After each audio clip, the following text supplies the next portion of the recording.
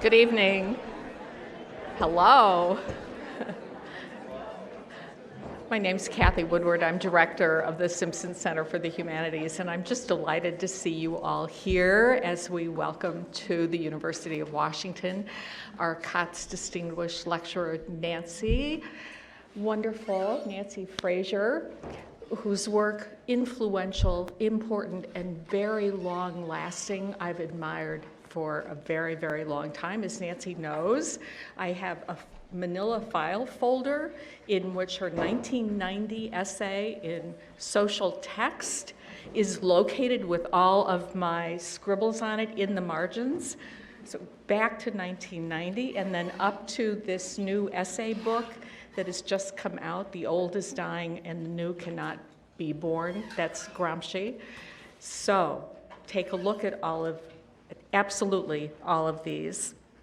I want to mention that while Nancy is here, she's meeting with undergraduates, with graduate students, and with members of our faculties, of course. She is also visiting. She visited yesterday, UW-Tacoma. That's wonderful. And I want to mention specifically that she is also will be immersed in an exhilarating month-long festival of art and thought known as Red May, whose motto is, take a vacation from capitalism.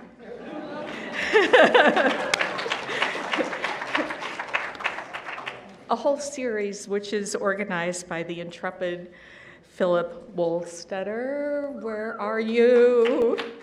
There he is.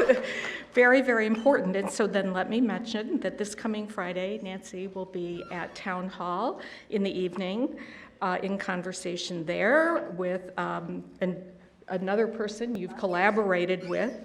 Exactly Saturday at 3, she'll be at University Bookstore to talk about her book, Capitalism. Also in conversation with Kathy Weeks and other people, and Kathy may be here, and if she is not yet, I'm sure she's coming any minute. And so for a full schedule of Red May, a month, go to the website, redmayseattle.org. I need to say and want to say a word about the Katz Lectures. They constitute our highest honor for groundbreaking work in the humanities. Solomon Katz was a scholar, professor of Byzantine history. He was chair of our Department of History. He was the dean of our College of Arts and Sciences. He was also the provost of the University of Washington. He contributed so much, and in honoring his memory, we have this wonderful opportunity to create a space for thought and thinking together. I know the reverberations of tonight will go in your mind, and you'll continue imaginary conversations and conversations with your colleagues, the university as a space for thought and education. Next year, our visiting Katz scholars will be anthropologist Anna Singh. Many of you will know her colloquially for her mushroom book and for her advocacy of, as we just put it in short, climate change. And in addition, Ruth Wilson Gilmore will be here in the spring. She is known for her work on the prison everything complex, and she has advocated for decades for prison, not only reform, but abolition.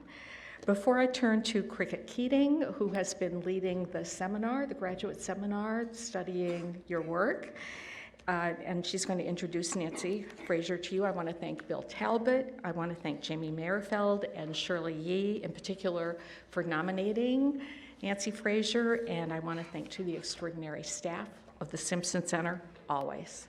And then finally, thanks to Cricket Keating, who's associate professor of our wonderful Department of Gender, Women, and Sexuality Studies, affectionately known as GWIZ. Cricket's work has been published in Signs and in Hypatia, 2 journals, by the way, that have been in residence at the University of Washington. And she's collaborating with Maria Lugones on a book entitled Educating for Coalition, Popular Education and Contemporary Political Praxis, right in the vein of what we'll be talking about together tonight. Cricket.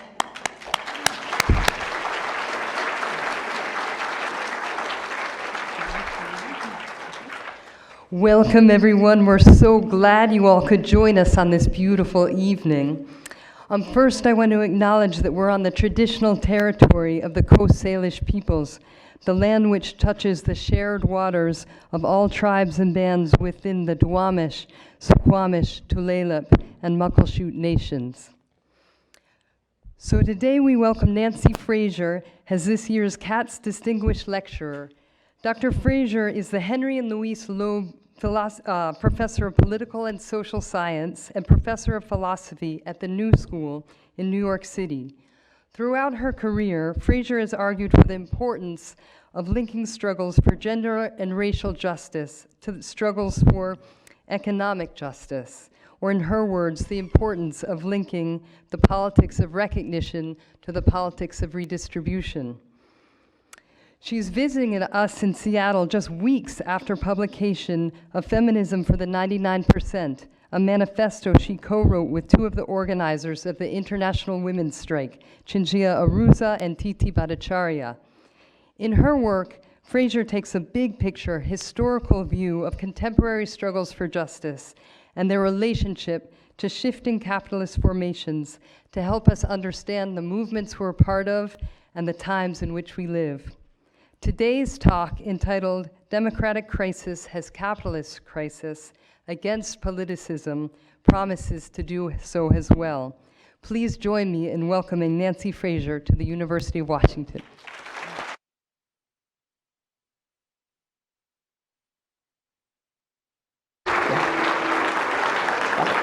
Okay. What's that noise?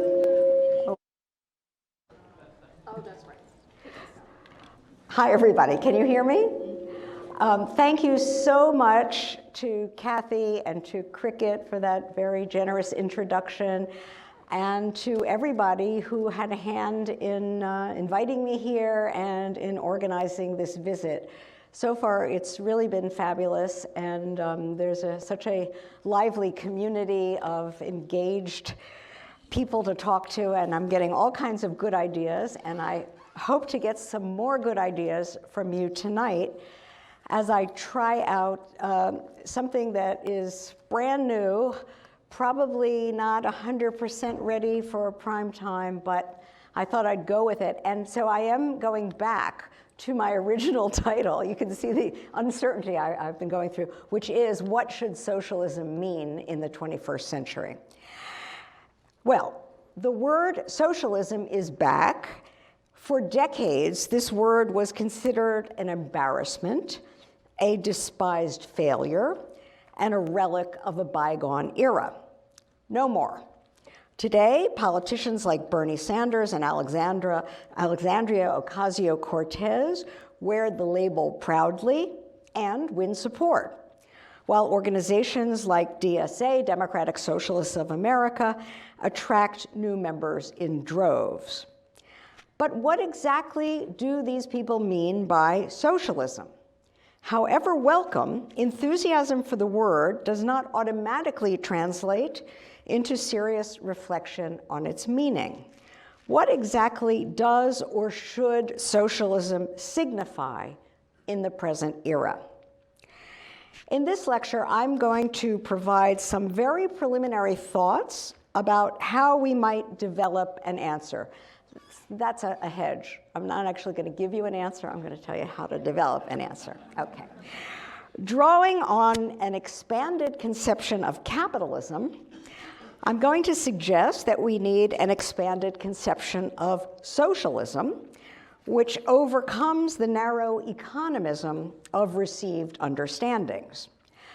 Disclosing the capitalist economy's contradictory and destructive relations to what I call its non-economic background conditions, I'm going to argue that socialism must do more, much more in fact, than transform the realm of production. Over and above that desideratum, which of course I wholeheartedly endorse, it must also transform production's relation to its background conditions of possibility, especially to social reproduction, to state power, to non-human nature, and to various forms of social wealth that have lain outside capital's official circuits, but within its reach. I'll explain what I mean by that very soon. In other words, as I'm going to explain, a socialism for our time must overcome not only capital's exploitation of wage labor, but also its free riding on unwaged care work, on public goods, and on wealth expropriated from racialized populations and non-human nature. The result, as I said, will be at least the outlines of some ideas about how to think about an expanded conception of socialism. And I should add something that I meant to write down but forgot, but it's very important. Whatever this is, it's not going to be social democracy, and it's not going to be Soviet communism. Okay, let's just be clear about that. Okay, so an expanded conception of socialism. Now, expansion, though, is not mere addition. The point is not to add more features to received understandings while leaving the latter unchanged. It is rather to revise our conception of received understandings of socialism by incorporating structural accounts of gender, sexuality, race, ethnicity, ecology, and democracy. The result will be to cast a new light on a whole range of very classical topoi of socialist thinking. For example, on the question of property, markets, and planning in socialist societies, on the relation between socially necessary labor, free time, and social surplus, on emancipation, domination, and crisis. I won't give anything close to a full accounting of any of these matters, let alone all of them, but I aim at least to indicate how they are going to look different, how they assume a different guise, once we view capitalism as something more than an economy, and once, therefore, we view socialism as something more than an alternative economic system. Now, I'm going to begin with capitalism, and this, I think, is the absolutely necessary starting point for any discussion of socialism. Socialism, I mean to say, is no mere ought or utopian dream. If it's worth discussing at all now, it must be rather because it's the crystallization of real, historically emergent possibilities, of potentials for human freedom and good living, potentials which capitalist society itself has brought into view, but cannot itself realize. Put differently, socialism is a response to capitalism's impasses, to the problems it generates non-accidentally and which it cannot solve. Likewise, socialism aims to overcome capitalism's built-in injustices, as well as its structurally grounded social divisions and social conflicts. More generally, socialism aims to remedy capitalism's ills. And so it is there with capitalism that we must begin. Only by identifying capitalism's constitutive dynamics and institutional structure can we grasp exactly what it is that must be transformed.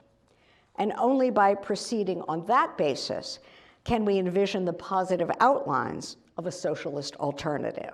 So, what exactly is capitalism and what is wrong with it?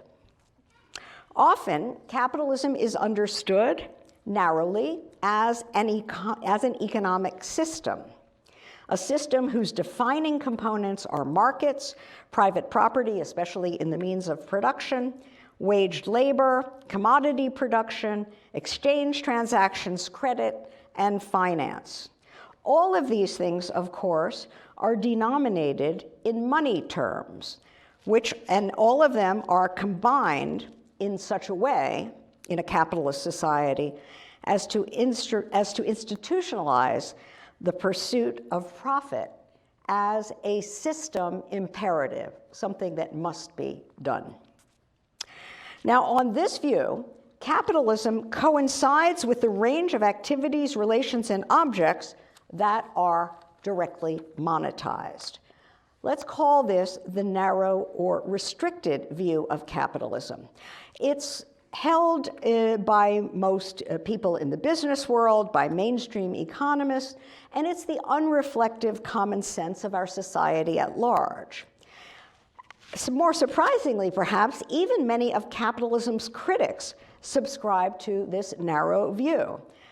Traditional variants of Marxism, for example, understand capitalism as a system of class exploitation centered on the relation between capitalists and workers. That is, between those who own the means of production as their private property and those who own nothing but their own capacity to work and who must sell that peculiar commodity, which Marx called labor power, to a capitalist in order to live. This relation, on the view I'm describing, is centered on a market exchange, that is, the exchange of labor power for cash wages. But it is not an exchange of equivalence. Rather, the capitalist pays only for the worker's socially necessary labor time, that is, the hours needed to cover the costs of the worker's subsistence. The capitalist appropriates the rest of the time the worker works as surplus value. The relation is therefore one of exploitation. That's the technical meaning of that term in Marxism. Class exploitation, then, is the crux of capitalism on this traditional Marxist view. It is the source of profit and rising productivity, but also of poverty, inequality, and unemployment, of irrationality, and of periodic outbreaks of economic crisis. Now, this traditional Marxist view is a huge improvement, head and shoulders above the standard apologetic views, and yet it is still too narrow. It's not that the view is wrong so much as that it's incomplete. It captures what I like to call the front story of capitalist society while glossing over the backstory. The backstory, and here actually I should speak in the plural, the backstories, are about the non-economic conditions that make possible the economic front story. Let me mention very briefly 4 such conditions. First, the unwaged labor of social reproduction, that is, the work primarily, but not only, of women in households, in neighborhoods, in civil societies, in some cases in public service institutions, the work that includes housework, child birthing and child raising, care of adult family members, household maintenance, and all the work of preparing either future labor power or replenishing existing labor power, okay? So that's an absolutely necessary, non-economic, non-monetized precondition of economic production in a capitalist economy. Second such condition, expropriated wealth, including, that is, wealth that is not paid for in the same way that the worker's subsistence cost is paid for in exploitation, but that rather is simply seized and stolen or perhaps paid for very much on the cheap. So we're including here not only, we're including here the labor of racialized populations, whether enslaved, colonized, dispossessed, or super exploited would be one word that people use, And these subjects are those who are not accorded the status of free workers who own their own labor power and must therefore be recompensed at least for the socially necessary costs of their own reproduction.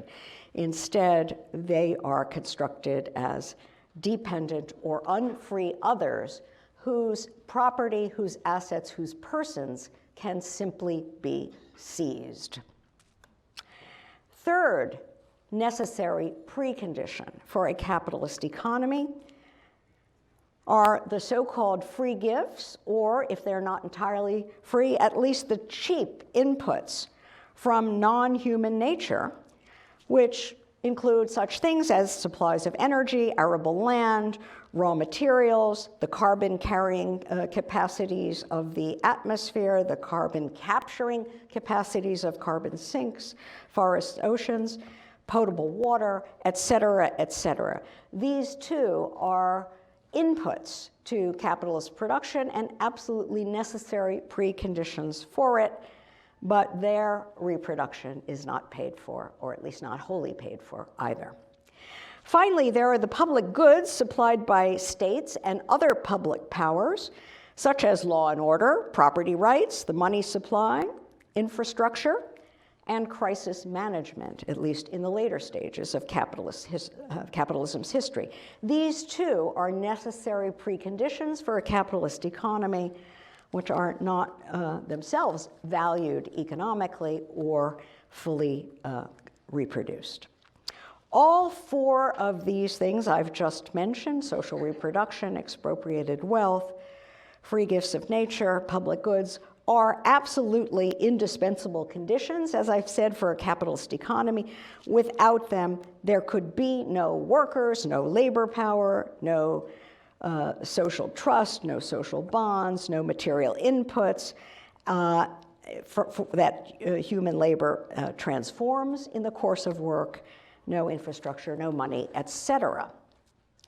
So these are integral preconditions for a capitalist economy, and therefore, in my view, part and parcel of what we ought to mean when we talk about a capitalist society. Capitalism, or from now on I'm going to try to remember to use this phrase, capitalist society, which better encompasses what I mean.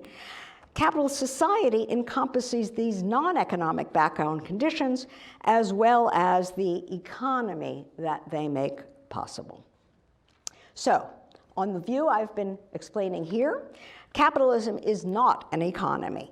It is an institutionalized social order that situates a monetized economic zone of interaction into tense, contradictory relations to a set of non-economic zones.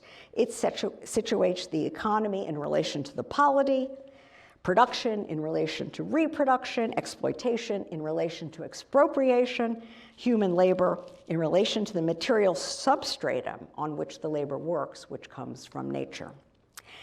This is what I mean by an enlarged or expanded view of capitalist society.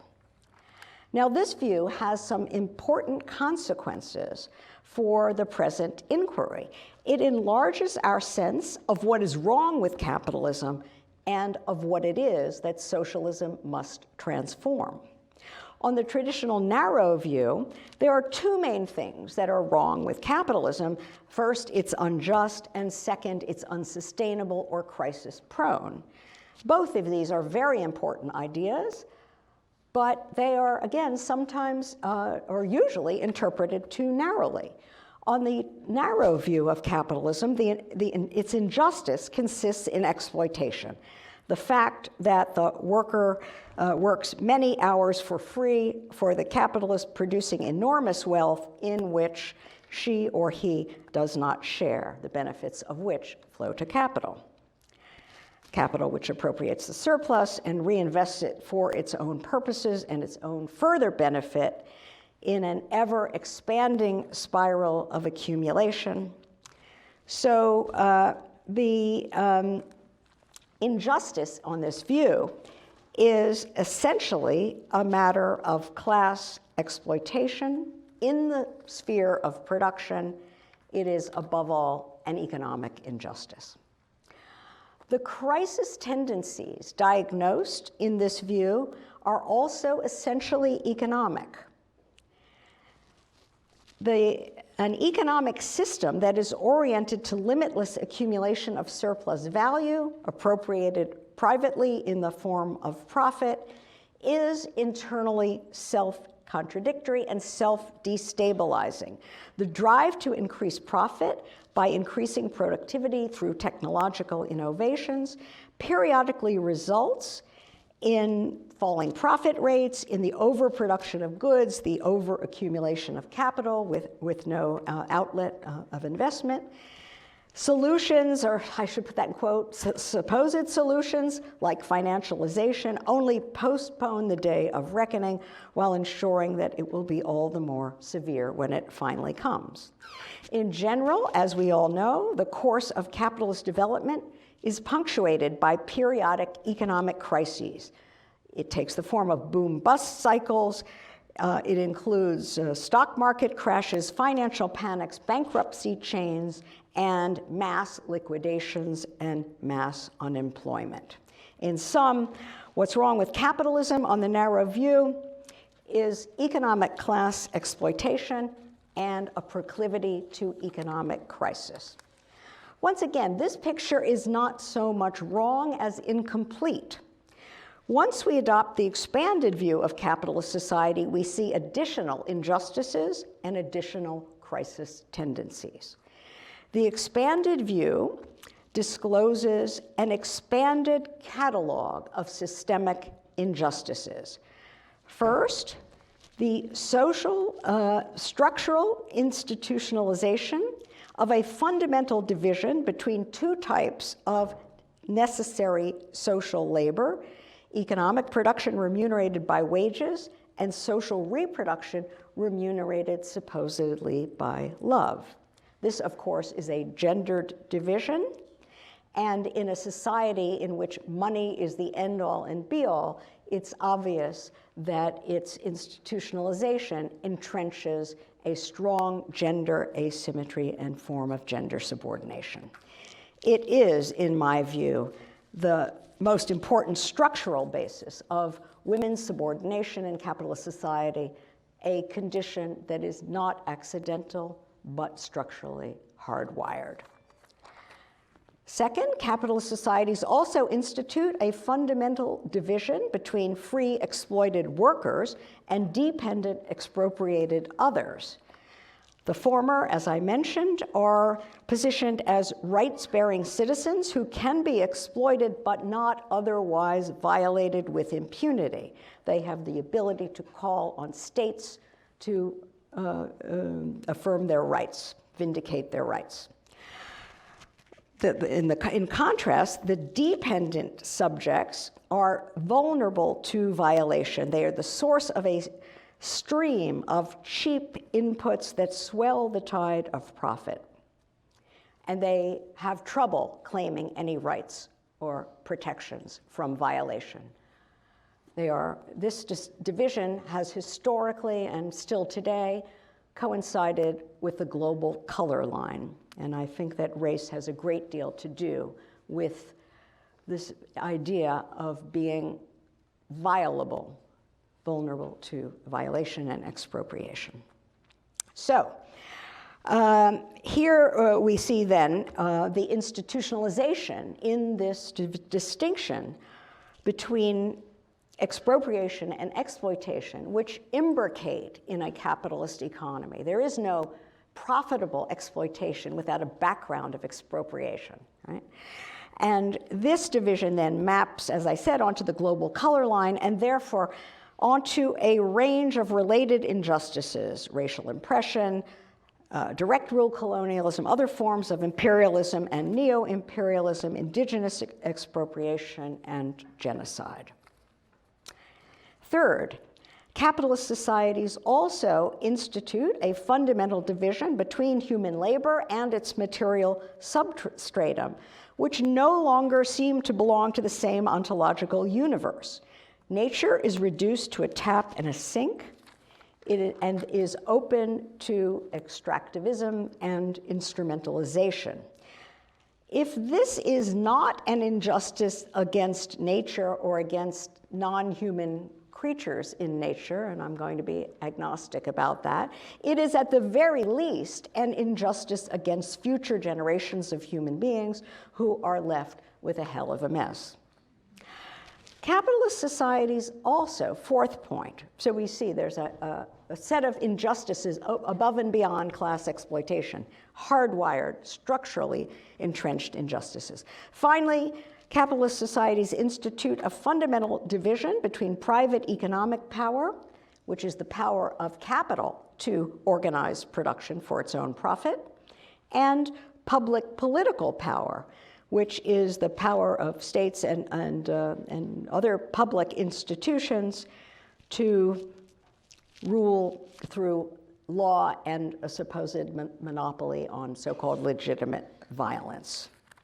Now, one thing that is built in here is a truncation, a shrinking of the scope of the political, of the scope of issues that can be subject to democratic collective decision-making and control. To expel from the political agenda a whole set of questions about the organization of production, about our relation to nature, about the relation of production to social reproduction. All of these things mean a weakening and a shrinking of democracy. This is a major political injustice that is hardwired into capitalist society, rendering citizens as subject to private powers over which they have no say. All of the most important questions, what exactly we produce and how much, on what energetic basis, on the basis of what kinds of social relations and for whose benefit, what we do with the social surplus, if any, we produce, all of these questions are off the table. So we see some fundamental political injustice if you believe that democracy means the right to a say in the conditions to which you are subject. So, on an expanded view of capitalist society, all these injustices are structural. They are every bit as deep-seated and as non-accidental as class exploitation. A socialist alternative to capitalist society must therefore remedy them too. It must change not only the organization of the economy or of production as economically defined, but it must also change the relation of production to reproduction, and it must end capital's reliance on the expropriation of nature's so-called free gifts and on the wealth of racialized populations. Socialism must also expand the scope of democracy beyond the miserable limits and confines that capitalism places on it. If socialism is a remedy for capitalism's injustices, it needs to change not just the capitalist economy, but the entire institutionalized social order that is a capitalist society. But that is not all. The expanded view of capitalism also enlarges our view of what counts as a capitalist crisis. This view discloses some built-in self-destabilizing propensities above and beyond those internal to the capitalist economy. These propensities include a structural inclination to social reproductive crisis as capital tries to avoid paying for unwaged care work, the very activity on which it depends. Hence, we see in its history periodic stresses on family life, periodic downturns in the birth rate, and especially acute today, a kind of pincer attack from two sides simultaneously, in which finance capital demands state disinvestment in social welfare, which had been built up in the previous era, in part as a kind of support for social reproduction. That's one side of the pincer movement. The other side is the recruitment massively of women into waged work, long hours of grueling, low-paid service work especially. You put these two things together, defunding of public support for social reproduction, demanding that the historic providers of it, namely women, spend their time devoted to accumulation in the wage sphere, and you have a real crunch, as we see today. So, built-in tendency to social reproductive crisis, which periodically becomes acute. Second, a tendency to ecological crisis, as capital tries to avoid paying the full replacement costs of the inputs it takes from nature, resulting in things like soil depletion, resource depletion, depletion of the atmosphere's carbon carrying capacity, the overwhelming of carbon sinks. Capital helps itself to all of these things without accounting their ecological reproduction costs. It assumes, as it were, that nature is just infinite and can replenish itself ad infinitum without limits, a proposition we now know to be clearly false. As a result, capitalism periodically destabilizes the metabolic interaction between human beings and the rest of nature, leaving a trail of wreckage in its wake. And today, of course, we know an especially acute outbreak of ecological crisis, above all in the fact of global warming. Third, capitalism's tendency to ecological and social reproductive crises are inseparable from its reliance on expropriated wealth from racialized people and its reliance on stolen lands, constrained and coerced bodies, confiscated labor, confiscated animals, tools, reproductive capacities. Its reliance on racialized regions and zones also as a dumping ground for its toxic waste, hence environmental racism and global care chains where it imports cheap reproductive labor to replace the work previously done without pay for working mothers. So here we see an intertwining of the ecological, the economic, the social reproduction, and the racial ethnic antagonisms in a new form of crisis. Finally, we can't avoid mentioning capital's proclivity to generate political crises, both crises of governance and crises of hegemony. Capitalism tries to have it both ways. It lives off public goods while trying to avoid paying taxes and to weaken state regulatory capacity, to hollow out public power. Today, today, globally, mega corporations, Colin Crouch uses a great phrase, oligarchalistic mega corporations with a global reach by far outgun the territorial states who might have once claimed to be able to rein them in. This is an especially acute issue now with financialization, as financial markets and investors take it upon themselves to discipline states, no longer to be disciplined by them, but to tell states what they can and cannot spend money on and to how much and so on and so forth, thereby hobbling state capacities to solve our problems and especially to rein in capital. The result of this crisis of governance, which we see in full force, for example, in the EU, the result is today a major crisis of hegemony in contemporary capitalism. The delegitimation of neoliberal thinking, both progressive neoliberal thinking and reactionary neoliberal thinking, and the rise of an astounding wave international wave of populisms of the right and of the left, which want something other than neoliberalism.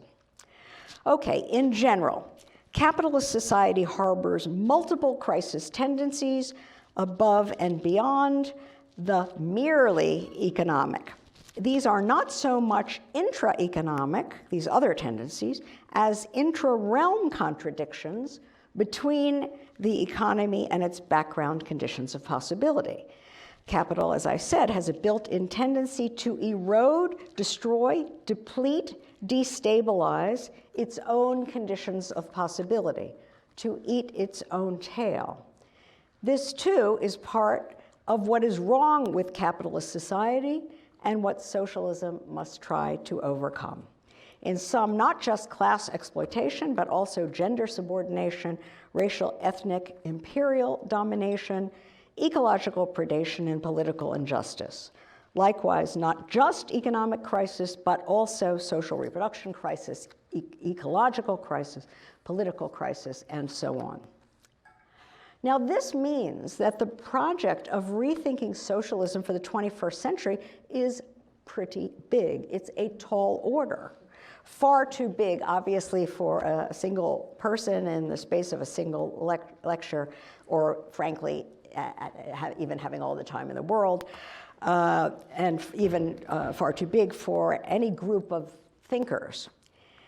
If this project is developed at all, as I hope it will be through a combination of activism and theorizing, in which the insights that are gained through the practical experience of social struggle are able to fertilize and to synergize with conceptual programmatic thinking and political organization.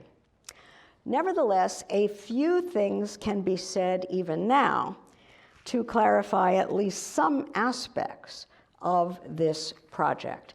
I want to briefly discuss what I think of are 4 important principles that must guide our thinking as we see about trying to build or envision a socialist project. And these are, just to name them quickly, the principles of non-domination, of the democratization of what I'll call boundary problems, of sustainability, which is a principle of anti-free riding, pay as you go, and democratic control over social surplus. Let me explain these quickly.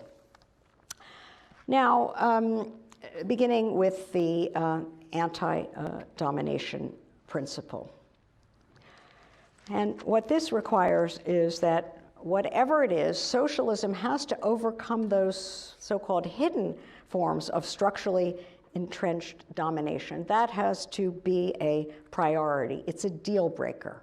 I just mentioned a whole set of forms of domination entrenched in capitalist societies that need to be abolished, just as exploitation and domination based upon it must be.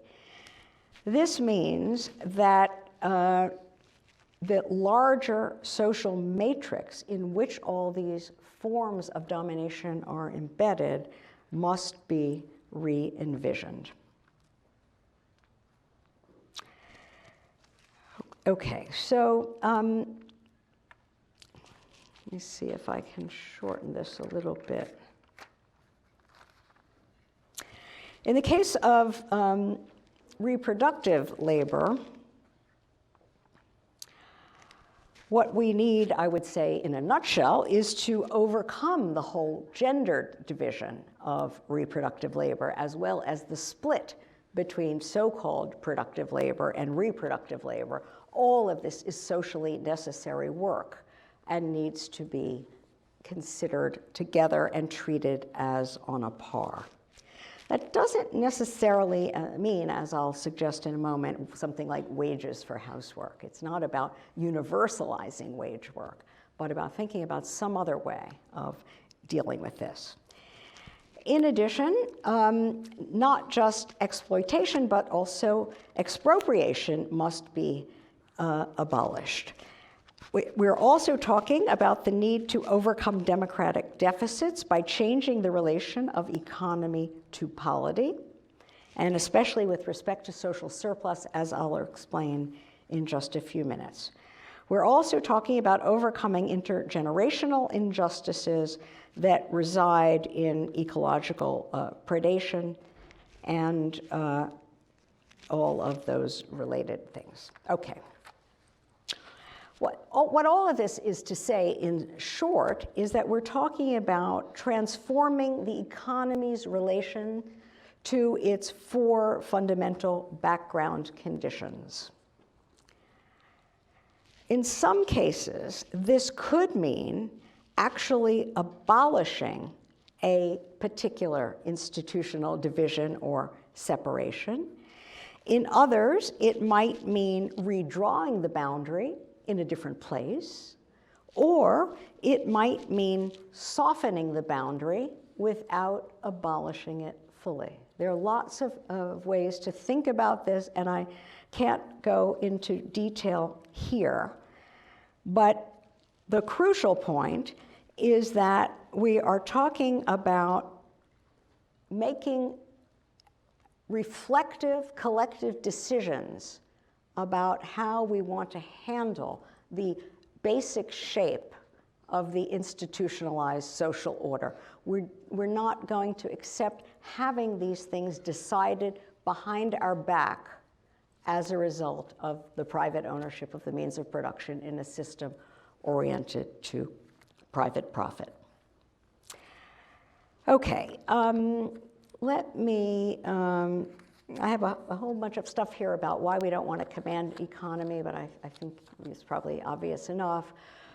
Some of the promises, promising aspects, but also deficiencies of attempts to think about council communism, most of which are focused on factory councils and therefore replicate the narrow view. A brilliant exception is Sylvia Pankhurst's 1920 essay with the extraordinary title, A Constitution for British Soviets. I love it, 1920, which proposes housework councils in addition to factory councils. That's quite interesting. Okay, look,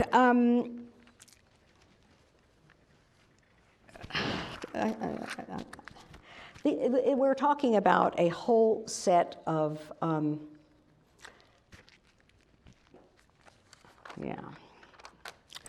of boundary issues and how to think about them. As I say, I'm going to leave the details aside right now. Okay, let me go now to my third principle, which is sustainability, anti-free riding, pay as you go. A socialist society must undertake to replace and replenish all the wealth it uses up in its own social production and social reproduction. It must replenish care work, that is the work of people making, if you like, and so on, just as it replenishes work that produces use values. It must also replace all the wealth it takes from the quote-unquote outside, from nature and from peripheral societies and populations who remain either distant from or outside its central official orbit. It must repair and replace all the political capacities and public goods it draws on in the course of meeting its other needs. It can't hollow out public power. And it must, the idea then is that it must end free riding. This proviso is the sine qua non for overcoming, obviously, the intergenerational injustices endemic to capitalist societies. We're talking then about free riding on nature here. It is also necessary, though, to overcome the multiple crisis tendencies that are built into capitalism, the ones that I just explained. Okay, a fourth and last principle I want to suggest is democratic control over social surplus. What I mean by surplus here is whatever wealth, whatever use values the society can generate in excess of what it requires to reproduce itself at the given level at which it finds itself in history. In capitalist society, as we saw, surplus is treated as the private property of the capitalist class and is invested by its owners as they see fit, which generally means with an aim to producing yet more surplus on and on and on without limit in a spiral of accumulation. And this, as I said, is both unjust and self-destabilizing. So, a socialist society must democratize control over social surplus. It must allocate surplus democratically, deciding collectively exactly what to do with the excess, as well as how much of it to produce. Indeed, whether to produce any at all. It might decide simply to work a lot less and be content with the same level of social reproduction. In other words, socialism must treat those questions I listed before as political questions. What and how much to produce, how many hours to devote to surplus production over and above the work needed to reproduce society at its current level, how much free time we should allow ourselves, and how much work time. What projects, improvements, aspirations to do something better, to progress, should we invest our surplus labor capacities in scientific research, in labor-saving technology, in more labor-intensive care work? There are lots of possibilities here. As I said, surplus time means time that's left after basic needs, social reproduction, are met. It is time that could be free time. Free for what? For art, for creative activity, for relaxing, for socializing, for taking it easy. Who's to say? Now, in the early stages of socialism, I actually doubt that surplus time would loom very large at all. The reason has to do with the enormous unpaid bill that socialist society would inherit from capitalism. Although capitalism prides itself on its productivity, and although Marx himself thought it was a veritable engine for producing social surplus, I have my doubts.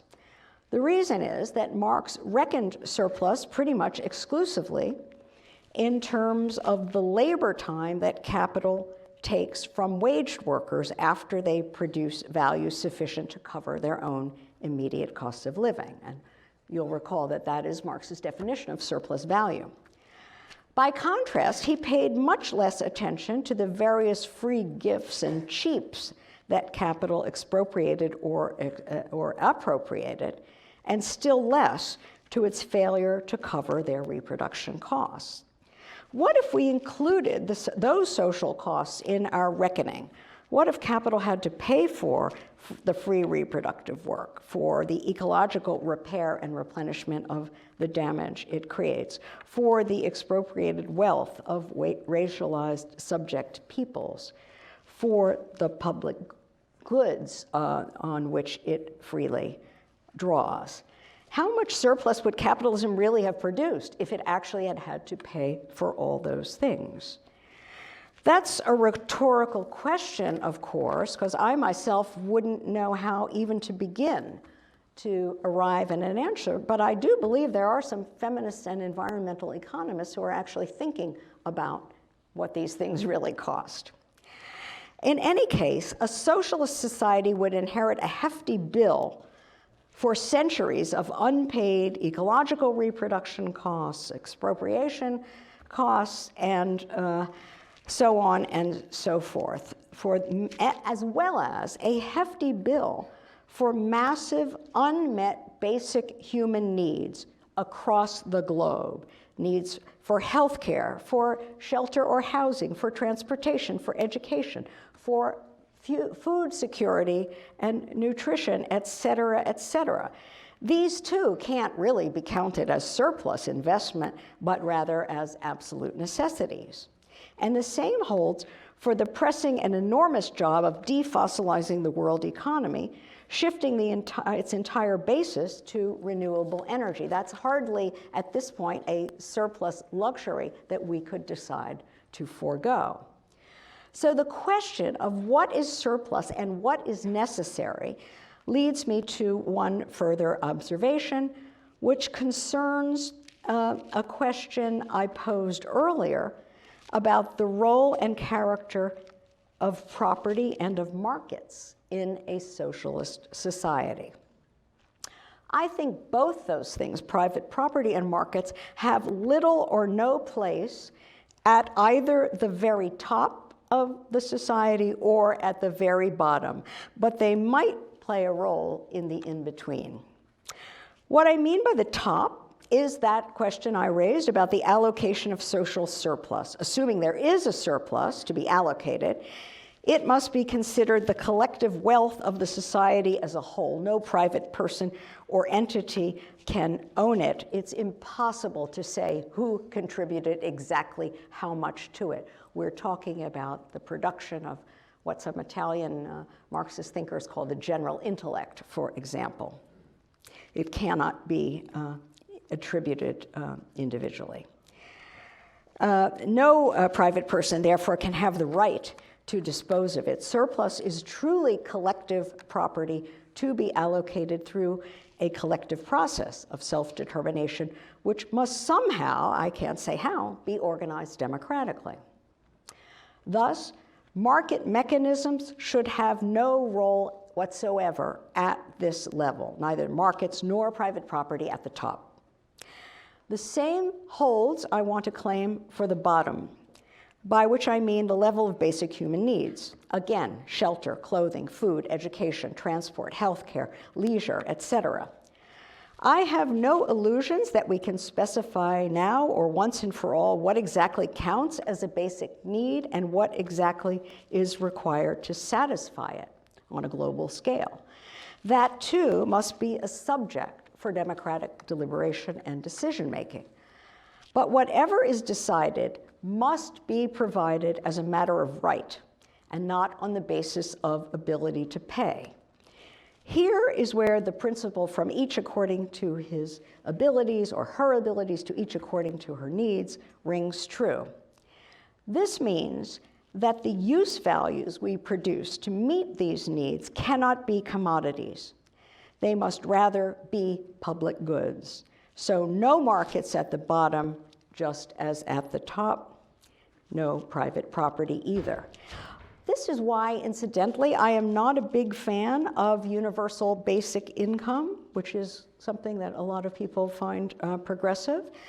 It involves paying people cash so that they can buy the stuff they need to meet their basic needs.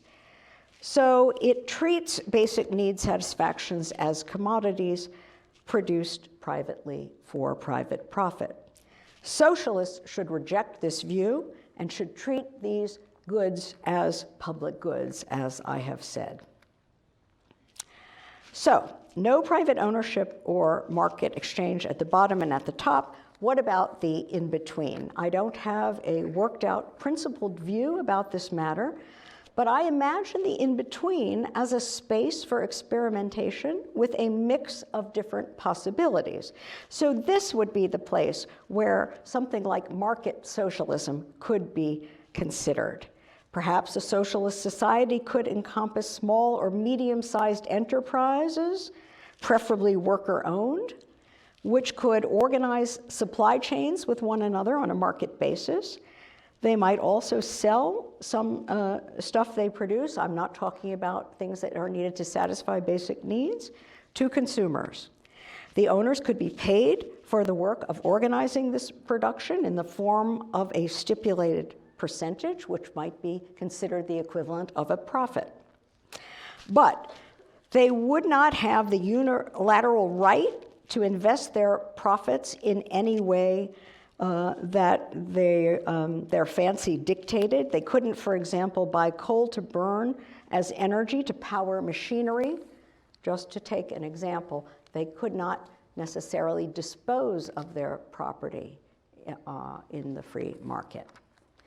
Nor would they control that portion, if any, of the total social surplus that they might try to claim should be credited to them for reasons I already explained. My idea is that once the top and the bottom are socialized and decommodified, then the whole question of the role of markets and the role of property in the middle is going to take on a completely different valence and character than it does from our perspective in a capitalist society. And that's why I have a looser feeling about what might be possible there. I think the whole question gets transformed, and I'm pretty sure that it gets transformed, even if I can't say exactly how. Okay, in fact, I have to say that I realize how thin and rudimentary is the view of socialism I've been sketching here. It's not even really a view, a set of principles, and a way of thinking about things. It's only the barest beginning of a few ideas. But I hope that even this poor beginning can have some value.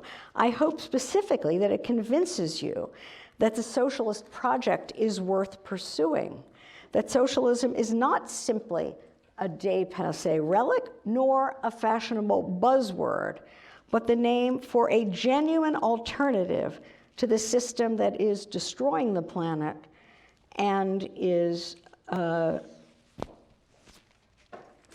mocking our capacities for living well and freely in a democratic way.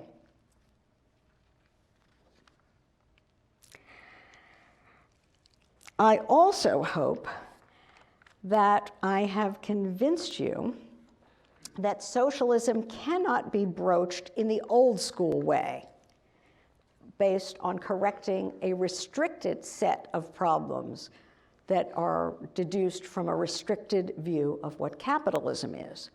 Only by starting with an expanded view of capitalism and by proceeding from there to develop an expanded view of socialism can we envision a conception that can speak to our full set of concerns and needs at the present time. If I have persuaded you of that, and if I have inspired you to want to pursue this project further, I will have considered this lecture, despite its evident defects, a success. Thank you.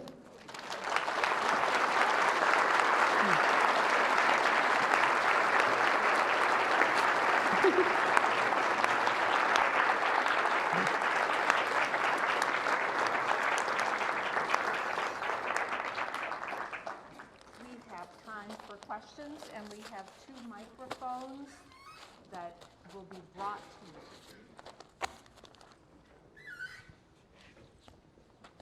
Right in the middle. Here. Hi, thank you for such a... Yes. Introduce yourself. Absolutely. I'm Andre Stevens. I'm a PhD candidate here in sociology. Thank you for such a wonderful and thought-provoking lecture. There are a couple questions that I had based on some of what you said. The first one related to, you sort of described the evolution from, I'm going to call it the Keynesian version of capitalism, which focused a lot on social reproduction, to this sort of more financialized version, in which there wouldn't be any sort of mechanism for social reproduction. You talked about sort of having women occupy the space of low-wage work, but also having, I suppose, immigrants come in to sort of replace a lot of workers who I think would be relegated to marginalization. And so I was curious about what you saw as social reproduction within that context. And then my second question related to the sort of rise of financial speculation in a world where Jeff Bezos announces that he might get divorced, and that causes billions of dollars of wealth to be erased from Amazon. This notion of workers producing sort of surplus value, and that surplus value being democratized. So much of what financial capitalism is about sort of projecting into the future speculation about wealth. And so I'm just curious about how we democratize that version of wealth, not creation, but sort of wealth speculation within this framework of socialism. Got it. Thank you very much. It's a great question, and you're absolutely right.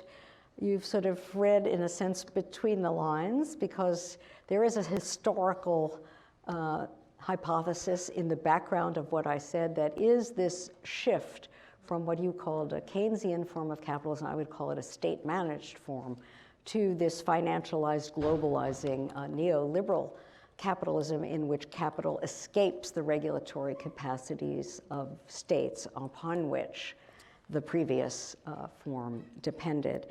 And I quite agree that in state-managed capitalism, or you could call it social democratic capitalism or New Deal capitalism, one thing that happens is that states step in to try to rescue capital from itself, in part by shoring up the depleted capacities for social reproduction that the earlier laissez-faire version is just taking people and chewing them up and spitting them out, and there's no ability to actually, the working class is almost unable to reproduce itself in that previous model. And so one thing that social democracy does is say, okay, we're going to step in, capital won't do it, we the state will do it. And that, as you suggested, is all being undone today. And the result then is this big squeeze on all of that socially necessary activity that states are backing off from, and that the traditional providers no longer have the time or energy, the capacity to provide at the same level. So you're quite right that one solution is to bring in low-waged immigrants, usually women of color, with virtually no labor rights, who are vulnerable to all kinds of abuses and so on. Unfortunately, this is like the hidden underside of what passes for women's liberation today in the middle and upper middle classes, in the professional managerial strata, where women are able to climb the corporate ladder because Sheryl Sandberg says they're leaning in. I say they're leaning on this expropriated other labor. Financial speculation, there's so much to say about that. One thing to say is that in this phase of capitalism, capital has stopped paying even mainstream free exploited workers the full cost, socially average necessary cost of their own reproduction, the cost of living. And the solution to declining wages, which threatens consumption and therefore threatens profits, has been consumer debt.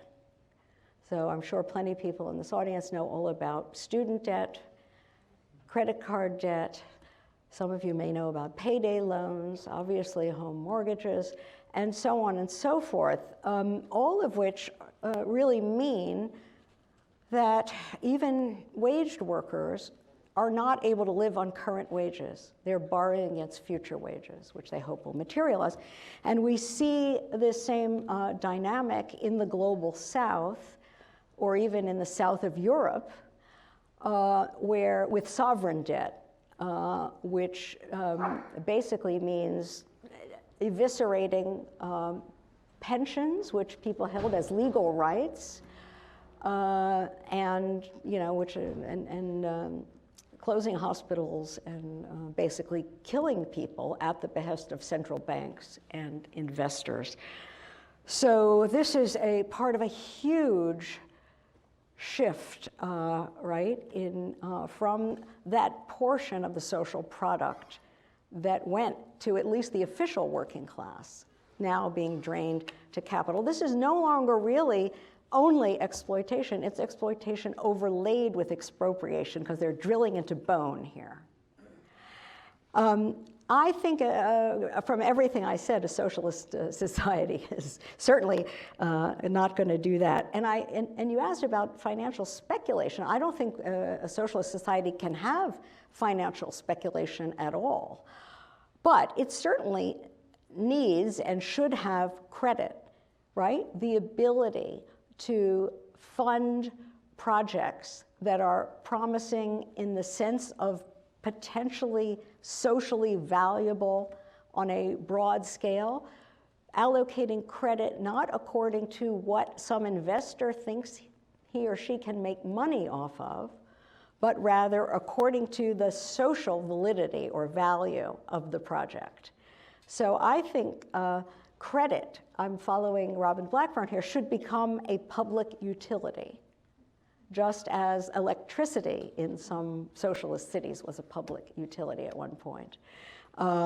And this too brings into play this democratic side that, you know, the decision makers have to be elected, accountable, have to have lots of room for input. One could think about participatory budgeting as, you know, the beginnings of a model for how to incorporate, right, a wide set of perspectives into thinking about this. So I don't think the issue is speculation, but credit is important to a socialist society. So another question? Yes, please. Could you stand up? There's a woman here who, yeah.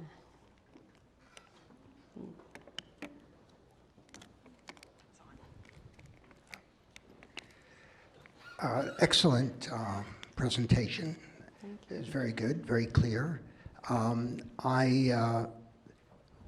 was with you entirely until you started mentioning market socialism. Mm-hmm. And the concern I have, and I know you can't go over everything, but right. the concern I have is what a lot of people today, what people have been talking about is what is the impact of markets? What are the impact of markets? Good. And what are right. What is the role of money in a socialist society? Right. And one of the concerns I have about this middle stratum that you referred to, where there would be markets, et cetera, or there might be markets, is that we're talking about the pernicious role of fetishism, that markets aren't a thing, capital's not a thing, and money's not a thing, but they're social relations that involve competition, involve atomization, et cetera. Yeah. So I would be very interested to hear what you have to say about that. Good. So you're absolutely right that there's an important strand of critical theory, of anti-capitalist thought that focuses on the alienation, the reification, the fetishism that they claim, right, is like built into the money form. So anytime you are buying something with money, it changes the grammar of the thing, it changes your relation to it, it changes your relation to the person you transact with, which becomes a, what does Postone call it? A relation of dissociated sociality. Indifference is a word Marx uses a lot.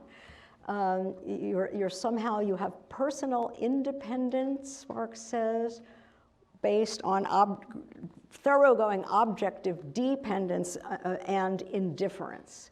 So this is maybe not a great kind of sociality in a qualitative sense. I think this is too one-sided. It's not wholly wrong, but I really here am more convinced by the thought of Georg Simmel, who I think explains the trade-offs. That personal independence is, you know, is an important positive good.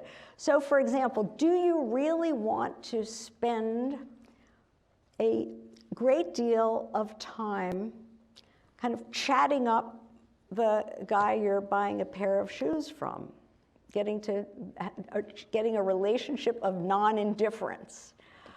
Well, life is short. I think money is, insofar as money, what does a monetary transaction mean? It means that you can opt out of taking everything as a topic at which, as a Habermasian would say, you must be oriented to reaching agreement. If you had to reach agreement about everything, your life would be just one interminable meeting.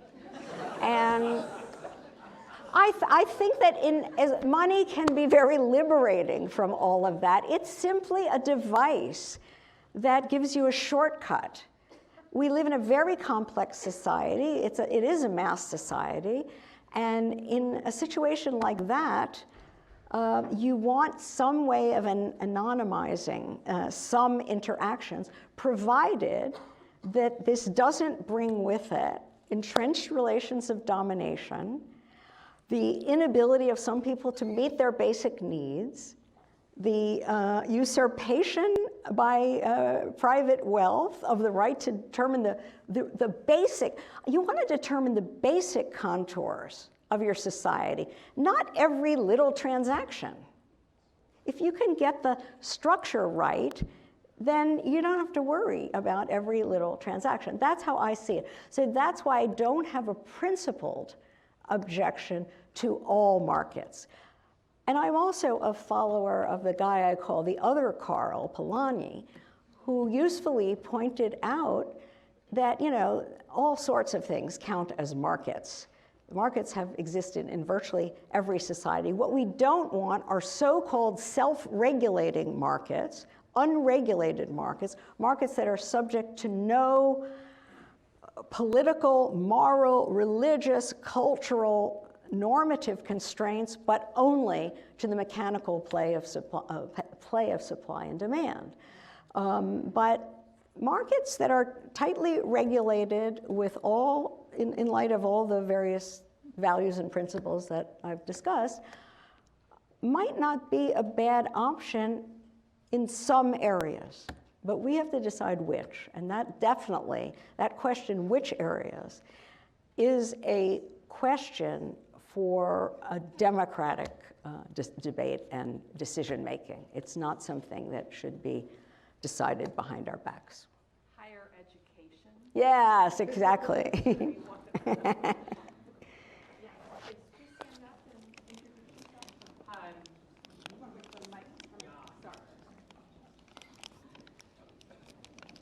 There's a woman who's been, Kathy, there's a woman who's been trying to talk here. Does she want to talk first? Yeah. Oh, okay. Okay. Hi, I'm Kailash. I'm a political science student. First, I wanted to give a quick defense of the councilist position. Mm-hmm. You said that the councilists wanted to divide factory and society. It seemed like you were hinting. The whole point of the councilists was that the factory councils would be the vehicle by which more aspects of society would be over workers' control. So it seems like the opposite of what you were indicating. But my question is, why exactly would not a social democracy be entailed by your vision? You retain most of the capitalist social form, wage labor, market, money, competition. But I don't understand exactly why you would want to go, what differs this and then like a full-throated version of social democracy as found in, I don't know, the early social democratic tradition. Got it. So I'm not sure I got your point about factory councils because as I understand it, the stakeholders in decisions, even in the very local decisions made by a factory council about how to operate its own operation, would include people in the neighborhood, people who are raising kids and educating them, and so on and so forth. It can't be a council made up of only the workers in a factory if its job is to figure out how to run that factory. There are other stakeholders. And of course, I mean, that's the point about Pankhurst and the what did she call it, housewives or household councils. If they're going to be councils, then they need to have as their job, right, operating a whole bunch of things besides factories, and the various stakeholders cross-cut. It's not just the people who are directly doing that activity, but those who are affected by it. But on your other point, well, I actually didn't speak about labor markets, and certainly democratic control over social surplus, the elimination of the private appropriation of surplus. If anything counts as non-capitalist, that is the crux. That is the absolute crux. So I don't agree that this is some sort of warmed-over version of social democracy. You pointed to, yes, Yeah. please. Yes. Would you stand up and introduce yourself? Thank you. Here comes the mic. It might be loud enough. It's coming. Okay. Yeah, my name is Catherine Karcher. I'm an undergraduate in political science. I was wondering, I've sort of found in a lot of socialist organizations basically that the idea seems to be that capitalism is like the root of all evils. And you've named sort of these like precepts of capitalism related to like racialization and gendering. So I was wondering sort of if you, how this sort of like transformation of capitalist society would necessarily undo all, like not necessarily all forms of real, you get it? Yeah. Okay, I go do. for it. Yeah. I mean, it's actually a complicated question, so I appreciate your posing it.